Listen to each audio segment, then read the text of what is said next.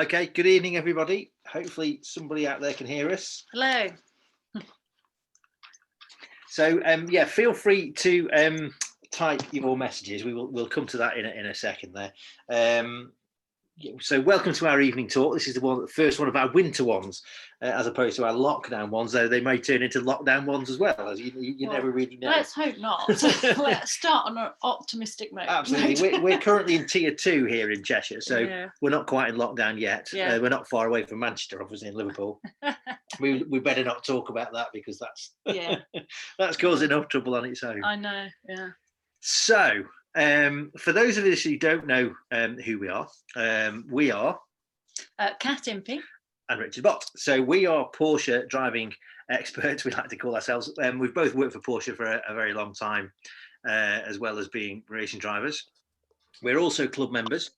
So I'm sure you've probably got to know who we are by now. But yeah, so that's essentially what we are all about. And our company is Veloci Driving. So you can see our websites there. So feel free to have a look around those. You'll see what there is there. We've got Veloci Driving, our main site, which talks about sort of the driving courses and our events and our tours and stuff like that. Veloci Driving Racing then is more about racing driver development and racing driver career management. So we have a few juniors and a few gentleman drivers on that. And then we've got our sim site where we are providing people with professional sims and all that kind of good stuff. So feel free to have a look at those. You can contact us through those, or you can contact us via the club.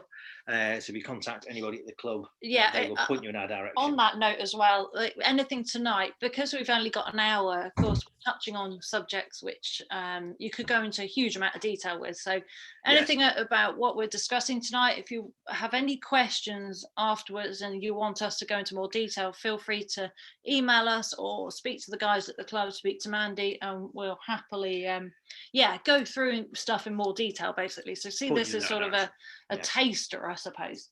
Absolutely.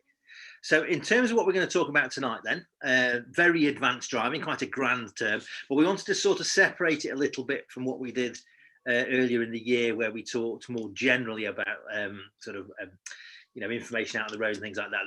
This is aimed to be a little bit more advanced than that. And it's more some of the content that we do when we're out on the road doing our road based courses, more about which we'll talk about at the end. So in terms of content, we wanted to give you sort of 5 or 6 things that you could take away and use. So with that in mind, that what we came up with really are these things here. So we're going to talk a little bit about attitude. We're going to talk about long observations, which are a key part of driving or making good progress on the road, driving quickly and safely. We're going to talk about slow in, fast out, which is a bit of a racing term, but it works really well on the road, which we'll talk about.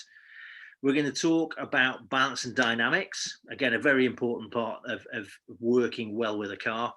We're going to talk about the importance of smoothness, and then we're going to talk about running commentaries, which again is something that we use a lot when we're out on the road, because they're a great way of bringing lots of things together and bringing lots of things out. So without further ado, we will drop on to attitude. So arguably, there are 3 key things that you talk about when you talk about driving, which is knowledge, skill, and attitude. All 3 of them are hugely important, but there is one which overrides all the others, and there's no prizes for guessing what it is because it's written there in red twice on the page. Yeah. So attitude, well, even that breaks down though, doesn't it? Does, yeah. So I was going to really start with state of mind. So yeah, you're probably not expecting to talk about psychology and emotion right now, but actually it's such a big part of really what helps us get to where we are, isn't it, really, at the end? Yes. So state of mind, I would say it's easy to get stress, especially if you're late for work, things like that. It's very easy with driving because we do it all the time, for it to not be the forefront of what we're actually doing. So state of mind really has an impact on our actions, as does things like emotions. So it's easy, of course, to get upset, cross, and that also comes out in your driving. So I've certainly had it late to work. I'm sure if everybody's being honest, they have at some point, and other road users around you aren't doing what you want them to do. So it's easy to get aggressive, abrupt, and it's being aware of those emotions, even though you might not be able to instantly be able to control them. If you can find yourself slipping into that place, it's trying to then recognize that and sort that out. Absolutely. So you can't say to yourself, okay, well, I'll have good attitude to it then. It doesn't really work like that. Your state changes day by day. Your emotions change minute by minute. It's being aware of that and being aware of how that might then affect your driving, I guess, really. Yeah, and also being tolerant to others on the road as well. That's the other thing, isn't it? Absolutely, yeah. Because not everybody enjoys driving. Okay, us all here tonight do, but we have to face facts. Not everybody is interested and enjoys it, so we have to remember that as well, don't we? Absolutely. In this situation too. So that brings us on to choice, which sounds like a strange word to use, but essentially, driving quickly, really, as much as anything else, should be something you choose to do, not something that happens by accident. So what I mean by that is, we're not advocating that you should break the national speed limit at any point, but but if you choose to do so, it should be a conscious act, having taken everything else into account. So I suppose the side of that is people who speed through villages because they didn't know what the speed limit was. As an advanced driver, that's not really an excuse. Everything should be done because you've chosen to do it. Even things like we're all guilty of doing a regular route, whether it's to work, to drop the kids off at school, whatever it might be. It's easy to be on autopilot. And of course, that can affect things as well, because it's easy to just do your A to B run and really not be paying attention to what you're actually doing. And okay, that's not a good thing to say and admit, but if we're all being honest, there are times where we've done it. So not paying attention can obviously be hugely dangerous, and you're not making choices anymore. So even though we're not promoting people to drive quickly on the roads, there's nothing more dangerous than not paying attention and driving quickly at the same time, because you don't even realize you're driving quickly. And it's so easily done, especially in modern cars, things like Porsches. So I mean, they're brilliant in that sense, aren't they? For suspension and everything else. The other thing is, of course, that your choices are not everybody else's choices. And the basic thing is that the road network is a system of transport first and foremost. Your enjoyment of it is secondary. So that means that you have to fit in with what everybody else is doing. They don't have to get out of your way, or they don't have to accept the fact that you want to go quickly. They're not interested in that. It's how you then, and to be fair, it's an interesting part of road driving. It's how you deal with all those kind of bits and pieces. Road driving always seems to be the not so sexy version of track, but actually there is so much to do to be good at road driving, and it's something that isn't focused on enough. It's something we want to really kind of almost encourage people to do, is enjoy road driving. It is, I mean, we both love track, we both race, we love that, but there is so much more to it. And road driving, I've had some great times. Okay, not in a Porsche, sadly, one day maybe, but in my Golf R, out enjoying it. But it's not a controlled environment, so there's actually a lot to juggle. So there's a lot to enjoy with it. So hopefully this will excite you a bit more. Yes. So your choices are not other people's choices leads nicely onto one of perception. And what we're trying to drive at with this really is how other people view what you're doing. And I don't mean that in a horrible way, as in what's that bloody. It's more things like, if you imagine using a bit more of the road, which has loads of really good benefits and is quite a useful thing to do, you've got to think about how that might look to somebody else. So if you think that it might be misconstrued, or that somebody might think that what you're doing, might lead them to do something that you weren't expecting, then you need to not do it. So it's the choice, and the perception of other people is quite an important part of it. You've got to make yourself really obvious and make your intentions really obvious with signaling and things like that. But hopefully we'll come through a bit more of that as we go. So perception from other people's point of view is quite an important thing to keep in mind. The final thing then really is a fairly obvious one, which is to be open-minded. So the fact that we're all here listening, hopefully means that we all know that you don't stop learning really, and driving is no different. I think it's sometimes easy when you've done years of driving to think, well, is there anything else I can possibly know, especially if I'm interested in it. But hopefully even with tonight, there'll be something, even if it's one or two things you'll pick up on, and which will help impact your own driving. And the thing is, it's always evolving as well. So it's a moving target, isn't it? All the time. If you think about it, cars are changing, traffic's changing, roads are changing, rules are changing. So we're having to always adapt to that. So I talked to my nan who learnt in a Morris Minor, and her environment was very different to mine. And it's a huge adjustment for us all. And we have to continually adjust. So things like this don't, hurt for everybody really. But the thing is, obviously, most people get into this when they're used to it. Absolutely, yeah. So absolutely worry about that when you overtake. We'll talk about that a little bit later on. Absolutely, yeah. We will. Funny enough, that is part of our topic. Let's say. Absolutely, yeah. It's topical, yes. But the other thing is, again, with attitude, is that no matter how much knowledge and skill you've got, your ability to make a complete hash of it remain pretty much the same. Some of the most highly skilled, highly qualified people have made a mess of it. Yours truly included. And, he muttered under his breath. It happens to the best of us. Absolutely. So to move on to some more practical kind of things, really, talking a little bit more about long observations, and because we're talking about more advanced driving here, what we're looking at is that as you start to go a little bit more quickly and make a bit more progress, it obviously then is going to take you longer to stop if you're going a bit quicker. And I'm not talking about doing hundreds of miles an hour here. It's just more about the act of driving more quickly. You've therefore got to learn to look and plan further ahead of yourself. The earlier you pick up on hazards and problems, the easier they are to deal with. And it is that simple, really. And I think it's easy to think you're looking far ahead. But I think, again, if you're honest with yourself, at times it's easy to slip back. It's something, certainly, again, being honest, I've done, where somebody will say, where should you look? Oh, over there. Yeah, in the distance. I should look far ahead and scan back. But actually doing it, because it's so, I suppose, second nature, isn't it?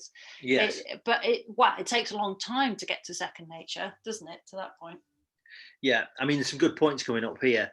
I think the road, we'll probably all agree with this, the culture of driving is changing. It becomes more aggressive, almost more entitled, I suppose, really. Yeah. You've got to protect yourself against that. And you're saying exactly the right thing there with driving a Porsche. Is that it's a perception thing of how other people see it. Oh, absolutely. I mean, I've had it driving, work cars for Porsche, and I've had it actually where people are jumping out my way on the motorway, and I'm thinking I'm cruising along like a, or the other way, of course, where people, get a bit funny about it.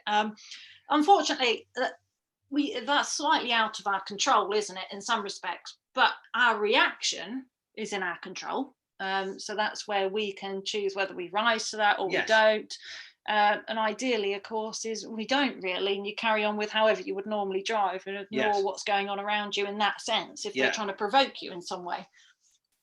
So long observations then. So I'm going to click a slide up then. So as an advanced driver, the first thing you should do is look into the distance. Now, you'll see if you look into the distance, you can probably see that the road disappears out of sight as it reaches the crest.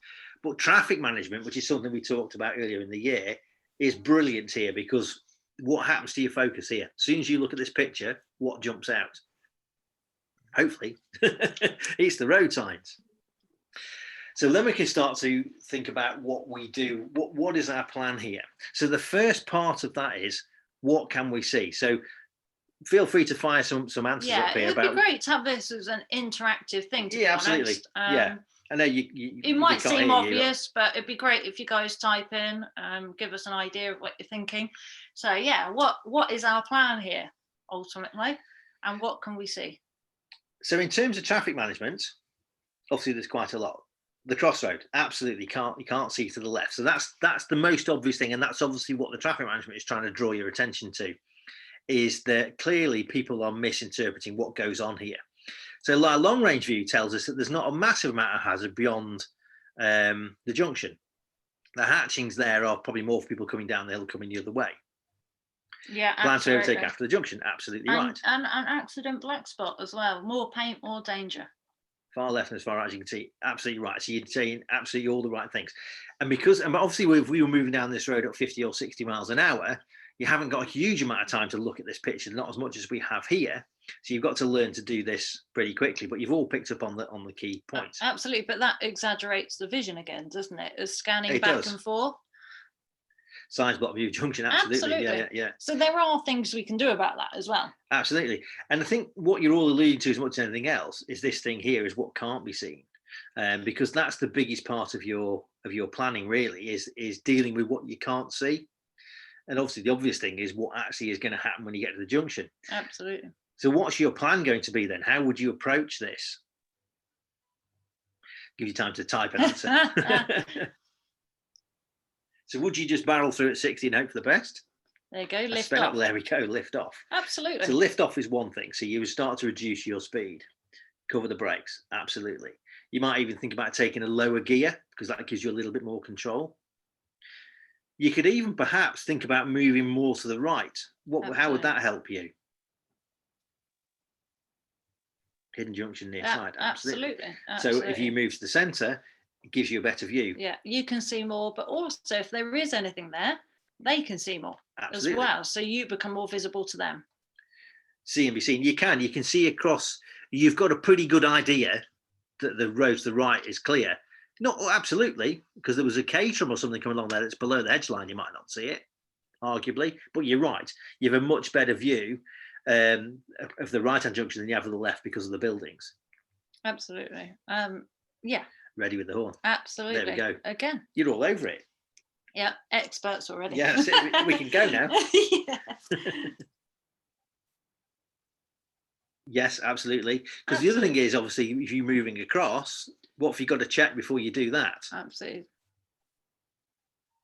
Mirrors. Yeah, absolutely. Yeah, people behind. It's so easy, isn't it, to look ahead, but you've got to be aware of behind. Even before you brake, really, you need to be, hopefully you're frequently in your mirrors, ultimately, so you know that already. But like you say, bikers, anything that's more difficult to see. And unfortunately, I'm not sure we're a very bike-friendly country in some respects. I mean, I love bikes and my dad rides bikes, but actually I've noticed a lot of car drivers don't look for bikes. So absolutely, it's really important to focus on that. Well, that's the other option. Yeah, nail it through there, but you know, we should advocate that. Yeah, we'll have to be careful on that one. So, long range view then, what can you see? So if you look at this picture, look into the distance, what do you notice? Yeah, and we're going to ask you guys first. So what are you picking out from that picture? We'll get an answer in a minute. Poles go around the bend, absolutely. So there's a few bits. Zones of invisibility, so that links in nicely with what you can't see. Road configuration. So you're all picking up on the right idea. So if you look at the tree line and the telegraph poles, there's a pretty good idea that the road goes round to the right. Yeah. So bring your eyes back down the road then. What do you notice then about the road? I think somebody's already put it, but probably footpath. Yeah. It's got a good camber, absolutely. Yeah. So you've got a good camber coming into this left-hander. Absolutely. The difficulty again is what can't be seen. So we've all, well, mostly you would think probably the road carries on around to the right, but it might not. That might be a different road. Absolutely, it could be that there's another road joining. That's the thing. Completely. You'd like to think that you'd see signs before that, but you honestly don't know. Especially with country roads, it's not always that clear. Yes. But no, you're all picking up on the right things. You know, drain Horses cover, over the hill. Yeah, everything. All these things impact us, and actually, it's something that quite often we don't think about, especially on roads we know well. And it's important to try and constantly remind yourself of, okay, I might know the road, but what's around the corner or what's coming up? Yes. Yeah, and be prepared for any situation. Yeah, absolutely. So you're getting all the right things. So we've got one more of these. Really, really good. Which again, same thing. Long range view. You guys will figure this out. Absolutely. What do you see? Nutters coming the other way. Yeah. Yeah, rural farm traffic. Absolutely. Very rural environment. So with this picture then, absolutely, junction on your left there, potentially. Footpath. Absolutely, footpath, bridle footpath, yeah. I'll put the things up. I forgot to put the things up. So with this, what line would you take on this bit of road here? Yeah. There we go. What's okay, yeah. Straight. Absolutely. So quite a few of you have said that. Straight line it, which actually is perfectly acceptable. If there's nobody behind or in front, you can see it's clear, you're not going to upset anybody. It's perfectly legal as long as it's safe to do so, to use both sides of the road, as long as it's safe, of course. Yeah, absolutely. And it's just making sure you move back over in time where you start to feel you can't see very well up ahead, and then you've got to make sure you move back over. But yeah, actually what would be best for you in the car in this situation is, rather than go round each bend, is actually to straight line it. Absolutely. And you're all picking up on the key thing, because long range, you think, oh yeah, all's happy. But of course, start to bring your eyes back down again, and on your right there, Absolutely. you have a bit of dead ground. Absolutely. Because there could be something there, like a horse, push bike. Yeah, there's all sorts of things could be going on there. Could be a farm entrance. Absolutely. So you just have to be very aware if it's a road you don't know. Yeah. Because you're right, that tree and bush is blocking that side. So we can see right up into the distance fairly well, but we have no idea if there's a junction there. We know there's a bridle path on the left, so we still don't know in that sense whether we can commit properly, because there could be a horse there, walkers, anything like that. But you're absolutely right. On the other side, we don't know behind that tree. Absolutely. So long observations, bring them back, is exactly what you're doing there. So all of these things that we've talked about then bring us nicely onto the next one, overtaking. Yeah, overtaking. So it's something we both get asked quite a lot, isn't it, Rich? We do, yeah. Which, and it's already been asked on here. Yeah, which it highlighted, perfectly early on. Somebody asked about it. That it's quite common when we're at Porsche or doing our private stuff that you can get, honestly, some very confident drivers, and it almost always comes up, can you teach me how to overtake on the road? And it's something that obviously clearly a few people are nervous about, and I understand why, and I have to admit I've been there until I was almost shown how to do it properly, because it is different, isn't it, to balance and other things, even though that comes into it. So it's something that we really wanted to focus on today, because it's something that actually affects us all at times. Some people don't like being overtaken. Absolutely, yeah. And I think a lot of the time, people you get queues behind tractors because people don't like to overtake either, because they're nervous or whatever. They're not confident drivers, and that's probably why they don't like being overtaken either. Yeah, and it doesn't necessarily mean you've done anything wrong, though. I mean, without saying names, I've sat with people that don't like people overtaking, but they've not done anything wrong by overtaking. As long as it's safe, they can see, it's sensible, and you've not shocked them in any way, then there's nothing wrong with that. So you're always going to, unfortunately, get some people you upset, but I suppose it's trying to work with them as best as you possibly can. Well, it's the choice thing, is that their choices are not your choices, but they want them to be. Absolutely. Yeah, absolutely, it does. It falls back on that. Okay, right. So we're going to show you a little film. It's only very brief, but you'll get the point fairly quickly. And I apologise if anybody's watching this that owns the company that owns the van, but there you go. So nice little film. So you'll see all the key. If there's ever anything left. There we go.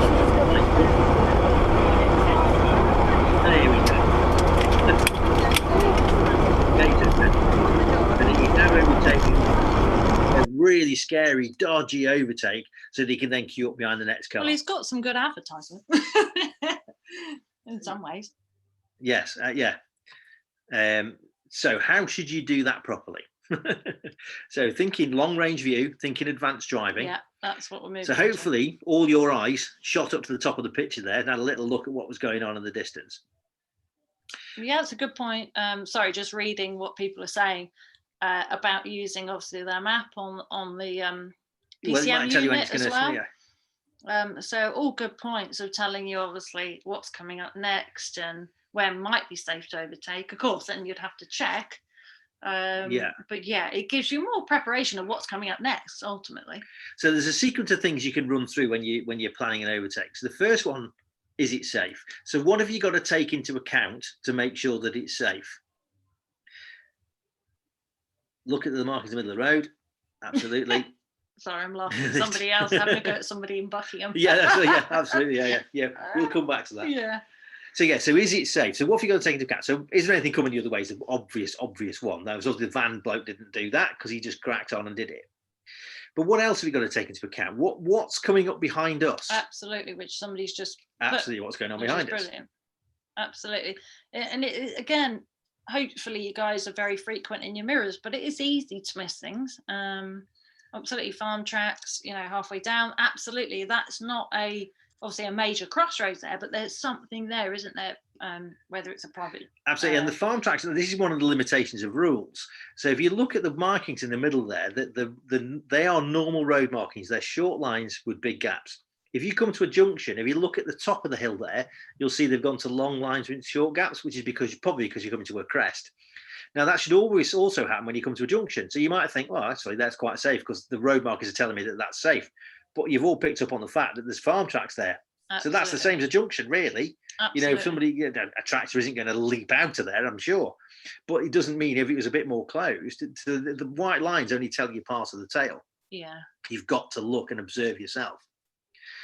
So you're all saying about the two cars, but what about the Beetle? Is the Beetle thinking about going past? Because if you think that quite often people think that the white line on the right there is for them, which it isn't. It's for people going the other way. But the guy in the Beetle might think he can't overtake till he's cleared that white line. So that's where we need to start talking about communication, isn't it? Yes. To the vehicles in front. So the white blocks, they're for the old VASCAR system. So what the police would do is they would measure you over a set distance. So as you went over that block, they'd start the VASCAR.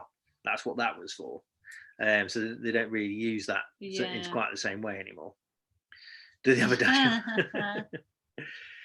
Yes. Wow, that's interesting. He's too far back to pass. Let's have a look at that. Yeah, absolutely. Yeah. Depends. You might be surprised. It does depend what you're driving, of course.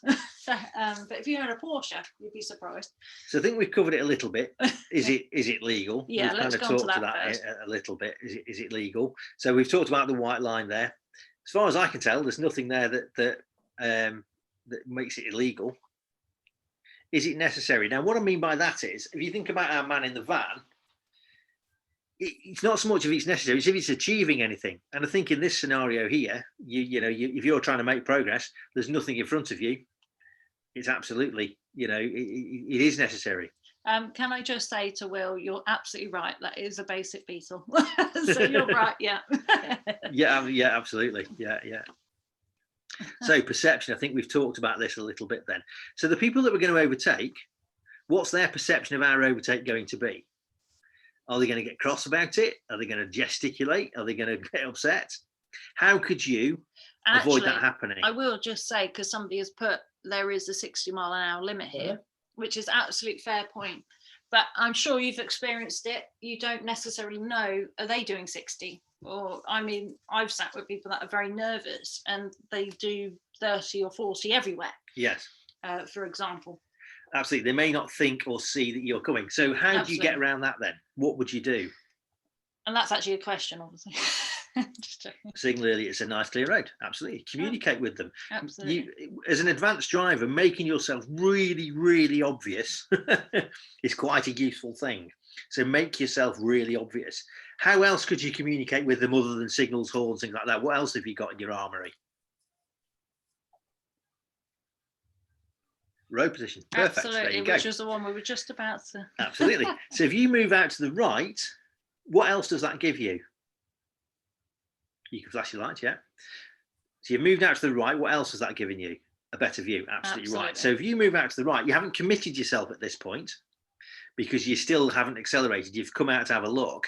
So now you can see what the lead car's doing. Is that going to turn around one of those farm tracks? It might not affect us, but there might be another reason it's pulling over to the right. If it's pulling over to the left, the Beetle might pull out.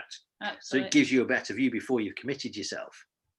Yeah, and that's the thing, is actually moving out from back there. So most people's common mistake is they get too close to the vehicle in front. Yeah. So they reduce their visibility and then they get nervous because they're nipping out trying to see, when actually if you hold back like this vehicle has and actually look from here, you can see so much more and see if it's truly safe. And even then move out and hold position before you actually commit yourself as well. And that can be a fluid motion. Absolutely. But and it also takes helps practice, of course. Absolutely. And it also helps with the balance of the car because you're not going to accelerate and swerve. You've already moved out before you've accelerated. Once you know everything's happy, well, possibly, you've got sport response now in Porsches. You press that little button and get Sport Plus for 20 seconds. The only thing I would say on that is, of course, it depends on conditions. Now, of course, obviously, the more poor conditions, the slower you should go. But even though stability and traction isn't affected these days with sport or sports response, it obviously enhances everything. So it just means you have to be even smoother with your inputs. But I would say the gearboxes and the way the cars respond anyway, would you say it's essential? I wouldn't say it's essential, but you've also obviously got, if you've got PDK, you've got paddles and you've got double kick down. I suppose though, I just think the car's so good these days at doing it, isn't it? Responding to your input. So it reads how you go onto the gas, that kind of thing, doesn't it? Just to respond to Martin, that's exactly right. So you can't see what the lead car's doing, so your position will help with that. Absolutely, yeah. And of course, the final thing then is time, exposure, danger. So basically, get on with it. So don't spend too much time completing your overtake. You don't want to make them jump, but if you actually get the right gear, don't spend too much time over there on the opposite side of the road when you don't need to be. I mean, there's nothing wrong with using the road, and you haven't got a rush to get back to the left here, to be fair. Exactly. And you're right about a low performance car. Obviously, it's tempting to get close up. Absolutely. And it's something that I used to do, I think, through racing a long time. You just assume you got close to things before you overtook, but actually, it does affect your visibility. So to make sure it's absolutely safe first, you need to move, further back to see. And like Gareth said there, be decisive. So Absolutely, yeah. Act on what you've decided. Deliberation takes away that. So if you've taken everything into account, you think, right, I'm happy with that, it's on, then act. Mm-hmm. These are all great comments, and they're just little things, but make a big difference. Well, in terms of overtaking speed, if you're doing 75, you've broken the speed limit. It's that, if you're going to take it to the letter of the law. Yeah. Now, we work with a lot of ex-police drivers, and I don't. If you were doing a nice, safe overtake, I don't think they would bother you. But you can't take that to the bank. Absolutely, yeah. That comes back to choice, and Yeah, absolutely, it is your choice. But you're absolutely right. But I mean, we can't encourage people to be speeding at the end of the day. No, so no. It's a difficult one. But yes, if it was safe to do so and get through quickly, you'd like to think there would be no issues. But unfortunately, technically, it's still breaking the law. It is, yeah. So that probably hasn't answered that question. Yeah. So in talking of police, I'm going to show you now a police overtake, because this is essentially how it should be done. So you'll see when he doesn't get too close to the road, looking right, on observation, down before he's quitting, he waits for the break, boom, time to go next. What he does then, in my opinion, is to take me back to the left. If I'm being pedantic about it. He opens up the view, which is great, but unfortunately, he's actually getting quite close to the junction before he moves back. Now, not that it was unsafe, because he could see and he moved back quite easily without abruptly moving back to the left. Yeah. However, if you were the oncoming car, especially if you were somebody a bit more nervous, that would impact how they feel. Yeah, absolutely. Which goes back to what we were saying before about perception. Yeah, because Will's saying it there. We thought he was a bit late coming back in as well. Everything it was else a lovely was overtake, because he didn't roar past either. He just squeezed on past. Which is the other way of looking at it, is if you don't want to impact others, you're always going to have some people that get upset because they're not doing what you want them to do.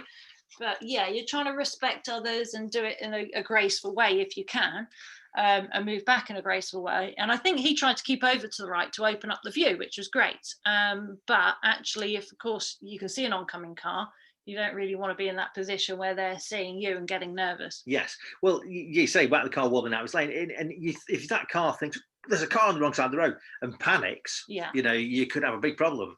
If they think, I need to go on the other side to get around. So you can see what I mean by perception. Absolutely. So you do have to try and time everything as best as possible. Yes. If that's a nervous driver, you've got to think about how that will be perceived. Absolutely. So, but like I say, there's always going to be people you're upset not meaning to, but yeah, as best as possible, you try and work with them if you can. Yeah. I mean, there used to be an old driver trainer years ago who said that you could drive from Land's End to John O'Groats in a pink E-Type without anybody noticing you if you're a good driver. I don't think that's true. But there you go. Was that like a joke? Yeah, it's like a joke, yeah. Lovely. Right, so next bit then. So a little bit, getting a bit more towards our kind of neck of the woods now with kind of racing-y terms. Slow in, fast out. The difference with it really is that speed into a corner on the road isn't really about whether your car will get round there. So if you think, well, my 911 GT3 will get round here at 85, that's not really the point. It's more about dealing with what you can't see. So in other words, if you go into the corner, can you sort out any problems? If you come around there and find that there's Mrs. Miggins on her push bike, can you avoid her or stop or do whatever, whatever it is you need to do? Can you deal with that? That's what dictates your speed into the corner. And there's a very old rule from the Highway Code, Rule 102. Can you stop at a distance you can see to be clear? On the end of that should be on your own side of the road. Yeah. Can you stop at a distance you can see to be clear on your own side of the road? If you can't, you've gone in too quickly. Yeah. That all sounds a bit kind of driving test and a bit grey.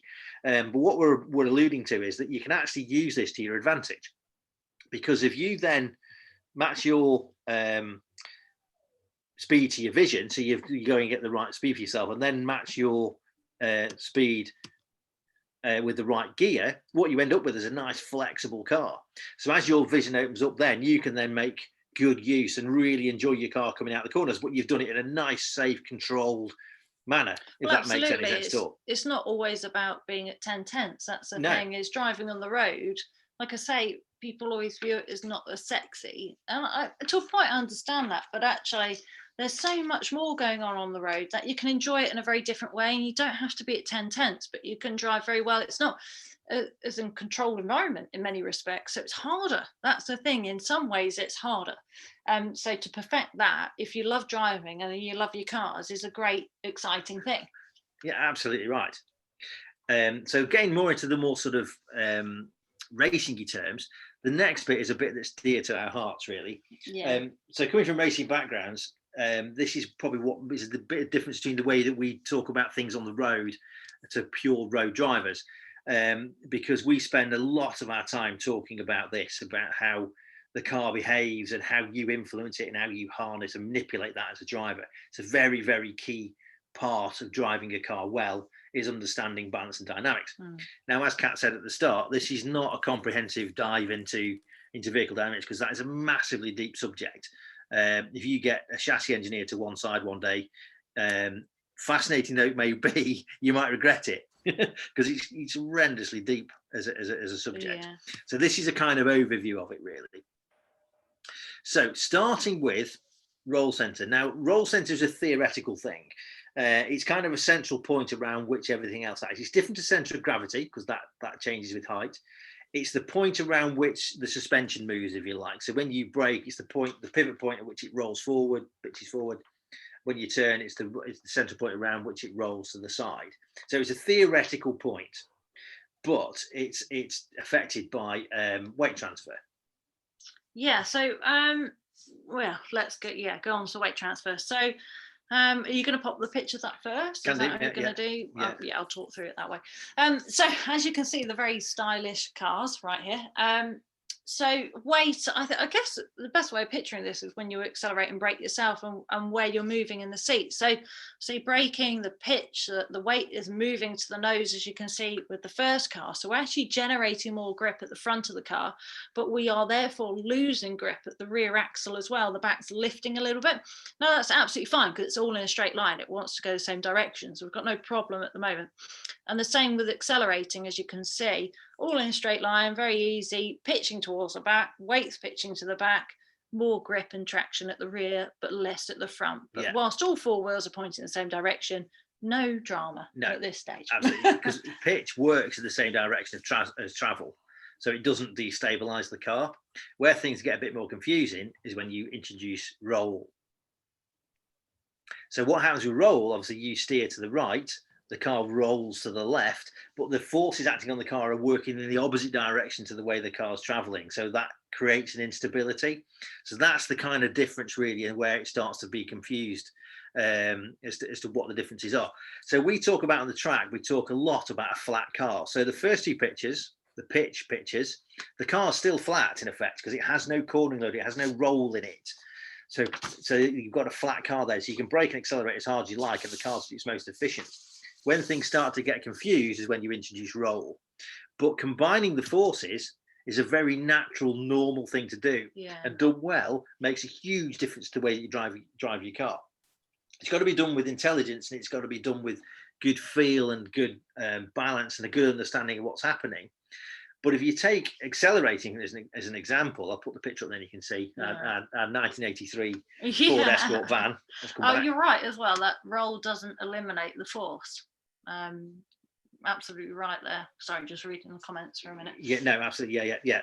So you can see by the first picture with the yellow car. Well, I would say these two pictures are of different vehicles, actually. So the one with the yellow car, to me, and obviously you guys may have a different opinion here, looks like it's accelerating and turning slightly. So it looks like it's got most of the traction on the rear left corner, followed by the front left. And the lightest point is the right front. Whereas if we look at the contact patches on the next picture, it looks like actually the right front has most load. So that to me would look like a car that's braking and trailing the brakes, or blending the brakes off, however you want to put it, turning at the same time. So we're getting more weight onto the nose of the car to generate more traction. So it's then the front left that's got most grip, followed by the rear left.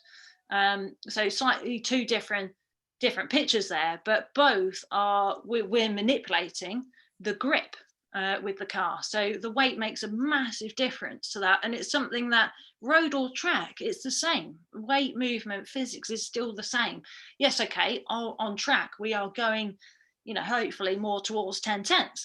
So it becomes even more important. But if you want to enjoy your car and be at one with your car, it's just as important on the road, isn't it? Absolutely. So if you take something like a 911, for example, people's perception often with 911s is the back goes everywhere, but in actual fact, it's the last thing that happens. Mm-hmm. With 911s, the weight and the grip is at the rear of it. So to get them to turn properly, you've got to manipulate what's happening to create some front end grip. So when you brake and you pitch the car forwards, as you start to release the brake and the pitch starts to move back towards the rear of the car, if you like, you end up at a point where you've ended up with quite a well-balanced car. You've got equal amounts of grip front to rear, if not slightly more towards the front. That will help you turn. So by blending your braking and your cornering, you actually unlock more potential from the car because you make the front work better. Absolutely. So you don't want too much brake because obviously the back will come around then, but getting it right absolutely unlocks the way a 911 works. Yeah, there should always be an overlap really of some kind, shouldn't there, within reason. Yes. What you do then with the 911, obviously, is when you release the brake, is you need to then move a little bit of weight back towards the back. But if you accelerate too early, you will get biblical understeer because you've now got huge amounts of rear end grip. So if you're trying to now still go around the corner and you've moved all the weight towards the back, it is going to understeer like a truffle pig, as somebody once said. Yeah. What generally happens then with old 911s is people lift and then it all goes horribly wrong. Yeah, that's why you don't really respond in a drastic manner. That's right, yeah. But with 911s, if you get the timing right, they come out of corners better than anything else, which makes them really good in the wet. Absolutely. And that's still proven today, isn't it? Yes. IMSA has just done a race and it was part wet, and exactly that. The 911 class, that class won with the 911s, the RSR, because the engine is over the rear axle. So even today, it still makes that difference. And it's not quite what people think. They think it would be really glary and lively at the back, but actually, within reason, it's not. Yeah, no, absolutely. So with traction control on track, what Porsche have done latterly, they recognised obviously that people don't want to completely turn the traction off because when you need it. So now the sport modes on traction are really good because they allow quite a bit more movement in the car before they cut in. But if it is all going wrong, they will help you. You can dial that down. Just be careful with your traction that it doesn't validate your insurance if you've turned it off completely. That's all I would say. Absolutely. And I would say with PSM, when you go into sports mode, traction is still fairly on, isn't it? But stability control is not switched off, but it's not far off. So it means when the car goes sideways, it's not really braking very much side to side. So that motion of the car skidding or sliding is moving quite quickly. But if you give it too much gas, it will regulate that power. It makes everything more mild. Which is certainly in the right environment, it's beneficial to try it to help you appreciate what everything is doing. But I would say in the right environment, because otherwise it's very hard to tell what the car is doing and what PSM is doing. And you certainly don't want to have that shock, let's say. No. Which I've seen with people before. And I understand why they've tried it, but it can be a big shock, especially in the dry when it suddenly breaks traction. Yes. So that brings us nicely on to smoothness. Yeah, and a good point if you have it, of course. Not everybody. There's a very good point. Have PSM, of course. So because of all these forces moving around the car, that is why smoothness is so important, because everything you do obviously moves the weight of the car around. That then directly affects the tyres. So if you're doing things not quite the way, if you're not doing them smoothly, that also affects the tyres in an adverse way. So less weight transfer equals better balance. So if you've not got as much roll in the car's better balanced. And if you control how that weight moves around, so in other words, you drive a car as much with your feet as you do with your hands. So how you transfer weight around the car, forwards, backwards, side to side, while it's cornering, while it's transitioning, things like that, all help the balance. So the better balance the car is, the more grip you have. It is that simple. Absolutely. So which the car's unbalanced, or you, yeah, exactly. If you're being rough with the car, you will have less grip. Absolutely. So if you imagine that you've thrown the steering to the right, the car will violently roll to the left and it will snatch the tires onto the surface. There used to be a really good film, and I think YouTube have taken it off now, sadly, because I tried to find it, of Jackie Stewart working with James May. And one of the things he does is he deliberately, without warning, pushes James May. And of course, he nearly falls over. And because that's you weren't ready for that. So what he does then, he said, if you resist me and I push gently, you can take a lot more force before you fall over. So what we're looking at there are these two things here, hinting, introducing things to the car so it doesn't jump, it knows what's coming next. Yeah, and it doesn't need to be too exaggerated. So basically, the faster you go, the more important this becomes. So on road or track, because it doesn't need to be crazy quick, but you want to tell the car what you're going to do before you do it. As simple as that. It's that simple. With braking, it only needs to be for a split moment, but if you touch the brake and then brake properly, whether that's really firm, doesn't matter, but the car's had chance to brace and react to that situation, and you never want to shock it and shout at it. No. Otherwise that's when it's going to bite back. And it's exactly the same with steering, gas, everything has to have a dampened touch. So you might have a lot of deep down aggression, but it always has to be controlled and dampened. It's never just aggression on its own. Absolutely right. The final part of that being the rate at which you do things. So that doesn't necessarily mean doing things slowly. Yeah, that's probably a common thing, isn't it? Actually, is you get people, they almost end up too smooth, which I know sounds mad, but you can end up doing things too slowly as well, where you're so trying to exaggerate the smoothness so much that you're not actually strengthening the wheel at the right rate. No. Or accelerating at the right rate. So I mean, it's a better problem than the other way, of course. Yes, yeah. But yeah, it's a fine balance between too much and not enough. I mean, we're very fortunate to work quite closely with Richard Atwood. Richard Atwood is a classic at this, where you might want to explain who he is. Yeah, sorry, for those of you who don't know him, he was the first man to win Le Mans for Porsche in 1970. I'm sure you probably know that, but just in case. You know that. So he was a world-class professional racing driver. He's now in his 80s and he's still pretty much a world-class professional racing driver. And the thing with Richard is he can make a car go very, very quickly without it really knowing it's doing it. Yeah. Oh, it's amazing to sit with him. It's almost uncanny. To sit with him, you think he's not going very fast. You're thinking, this can't be the case. And then you look at the time and it's unbelievable. And you think he's now, what is he now? Oh, he's in his 80s. Yeah, like I can't remember, 84 or something like that. Yeah, and it's unbelievable. But it just shows actually that racing drivers aren't as aggressive as you might first think. No. But also going the other extreme of trying to exaggerate the smoothness to the point of everything being very, very slow doesn't work either. So it's that balance of dampening everything you do. And that's what hinting really comes down to. Because if you sat with a driver now in a Carrera Cup car, for example, you'd think they would be really aggressive and rough. What that is, that's rate. Yeah. So they're just doing things at a higher rate. So they're doing them quickly, but it's still smooth and flowing. Yeah. A good example of that, I thought I'd just put these two pictures up here. Two very different jobs that basically use the same principles. So you've got a chauffeur on your left here that for some reason doesn't wear a seatbelt. There you go, that's the story. But this guy's quite a well-known professional chauffeur. He works for one of the big companies in London that works with the royal family a lot. So a very highly qualified, experienced chauffeur, and known to be very smooth, very silky in the way he does. Because of course his passengers don't notice they're being driven quickly and all the rest of it. The opposite side of that is our friend Mr. Verstappen, who is known to be one of the best wet weather racing drivers because he has lots of feel and is very, very smooth. You can't drive at the speed he does in the wet and not be smooth. And actually, I think most people would think Verstappen's not smooth, you know, his first impression. Yes. When actually he's incredibly smooth. It's just he does everything at the right rate. So it can sometimes look quite abrupt, but actually there's a dampened touch to everything. So it means when he first starts to steer, it's quite gentle, and the end part of the steering is gentle. The bit in between doesn't matter so much. Right. And that's something that takes obviously a huge amount of experience and a lot of time to perfect.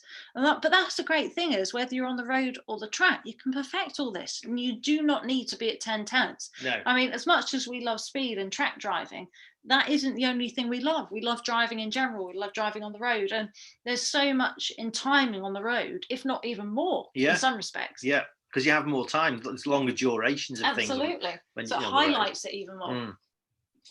So the final thing then that we thought we'd leave you with is something that you can have a little go at yourself, which is doing a running commentary. And if there's it's a really, when we do road stuff with people, we try and get them to do a commentary themselves, but we also do them for them, so you can sit in the passenger seat and you can commentate from the passenger seat, because it's a really useful thing. Because what it does, it brings everything together, because it allows you to understand what you're thinking, what you're seeing, how you're perceiving things, how you're planning. It allows you to do all of those things, both as a trainer and as a driver. You can look at those things. It helps you to concentrate, because you make yourself look for things and plan things and try and do things better because you're commentating about it. It actually works really quite well. It also helps you to keep your vision up, because again, you're looking for things to say. There's a couple of key things that help with commentary. One is being concise, because quite often you'll get people get into quite like long, woolly explanations about a man walking his dog. So they then miss the kid with the football and things like that, So keeping it. Have you met my mother? Be concise. I know that feeling. It is hard to do a commentary. Do it on your own. Yeah, don't worry about doing it. Absolutely. To be honest, I mean, we have to do it for tests and things. We have, unfortunately, a lot of tests for licenses that we have to do this kind of thing. And I would never say, you might disagree, Richard, but I can't say I ever get used to having an audience. Really, it's something that with experience you learn to do. But I'm always more conscious with an audience because I think that's personality type as well, right? So if you ever came out with us, we would ask you if you wanted to do it rather than force you to do it, but we would do them for you. But on your own is the most beneficial point. It's just improving you. It's about you. So be concise and start with the simple stuff. So quite often with people, when they start, if you start picking up on road signs, and what the centre line's doing, things like that, and then gradually build it from there, really. So we've got another little film just to show you, which is another police driver doing a commentary. And you'll get all police drivers. They are. They are. What we'll do, we will do some of our own of these, and then we'll put them on, and you can see the difference. See how we do it, because it is. I mean, he's quite relaxed, this guy, but it is quite policey. But anyway, I'll put it on. Let have a little look at it. It's only about a minute. Not that there's anything wrong with that. It sounds awful. No. We'll shut up and let you watch, because you won't be able to hear us anyway. Just checking into the junction, and the last phase is acceleration. We press the accelerator to leave the hazard behind. Quite bright sunlight in front, so I'll put the sun visor down. Looking ahead, I can see the road bending round to the left. So on the approach to that left-hander, I'm going to take a position that's towards the white centre line. That's going to give me an earlier view into the corner. It's going to extend the radius of the turn. It's going to improve vehicle balance as we approach the corner. There again, we've got another left-hander slow on the road. As we come into shadow, we've got to bear in mind that it's going to be colder. There may well be hazards of ice, frost on the road. There we've got a sign warning us of a right-hand bend, maximum speed 20 miles an hour. So I'm off the gas, using the hill and gravity to slow me down, taking a lower gear, and then gently accelerating into the corner, very gently, just to maintain vehicle balance as we go around. And as the corner opens up, we'll press the accelerator. So there we go. So I just thought I'd leave you with that little bit there. So before we finish, I just wanted to say, we're working quite closely with the club now. We're doing more and more things with them. So we've got a special rate for club members, which isn't available yet, but will be available through the club shop in the next few weeks. obviously go and have a look at our website and everything else, and you can get the discount by that way if you the wanted club to. will update you on that. Anyway. Absolutely, yeah, they'll keep you posted with that. We've got some really exciting stuff coming up next year, which we can keep you in mind with. But most importantly, if you've got any questions on tonight's episode, honestly, guys, just feel free, please, to send us an email, message, about anything. And obviously, our passion is very much driving. So absolutely, yeah. I think we're all agreed on that. To talk about it. So there we go. So hopefully some of that was useful. As I say, it's so difficult because it's a deep subject on its own. There's so many aspects to driving, which is why we get people coming out doing 3, 4, 5 days with us, just to learn different things, whether that be track, road, or anything else. We've started to do some courses now where we combine road with a dynamic session. We go and use the track at Bicester Village and go and spend an hour on there. So there's loads of stuff we can do. But anyway, have a little look around, see what you think. Any feedback would be great. Any questions, just fire them across. And we are doing some future sessions as well, aren't we? We've got some other stuff in plan. So we've got with the club, I mean. We've got some more talks coming up with the club. Yeah. Just so you guys know, be very different each time. We try and keep it very varied, because obviously it's such a wide audience. So we'll obviously, hopefully you'll enjoy it. Perfect. Wonderful. Thank you very much, everybody. So you're going to see the slides now. Guys, before you go. Thank you. Bye.